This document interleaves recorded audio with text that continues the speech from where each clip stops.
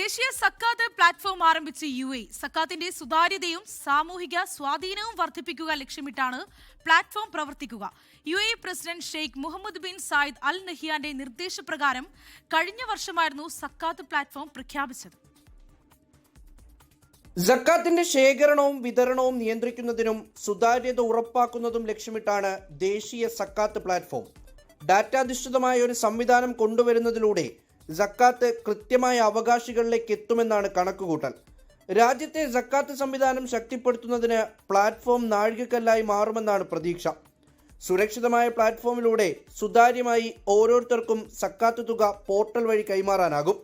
സക്കാത്തിന്റെ സ്വാധീനം തിരിച്ചറിയാനുള്ള വഴിയും പ്ലാറ്റ്ഫോം ഒരുക്കും. General authority of Islamic affairs endowment and സക്കാത്ത് ചെയർമാൻ ഒമർ ഹബ്തൂർ അൽ ദറയാണ് പ്ലാറ്റ്ഫോം ലോഞ്ച് ചെയ്തത്. സക്കാത്ത് ശേഖരണത്തിന് വേണ്ടിയുള്ള കേവലമൊരു ഉപകരണം മാത്രമല്ല സക്കാത്ത് പ്ലാറ്റ്ഫോം എന്നും വിശ്വാസ്യതയും കൃത്യതയും ഉറപ്പിക്കലാണ് പ്രധാനമെന്നും അദ്ദേഹം പറഞ്ഞു. സക്കാത്ത് വിശ്വാസ്യത വേണ്ട ഒന്നാണ്. ഡാറ്റ വെച്ചുള്ള വിലയിരുത്തലുകൾ സക്കാത്ത് നൽകുന്നതിൽ സുപ്രധാനമായി മാറിയിരിക്കുന്നു. ചാരിറ്റബിൾ സൊസൈറ്റികൾ മാറ്റമില്ലാതെ തുടരുമെന്നും എല്ലാവരുടെയും പിന്തുണ ആവശ്യമാണെന്നും അതോറിറ്റി വ്യക്തമാക്കി. 24 ദുബായ്.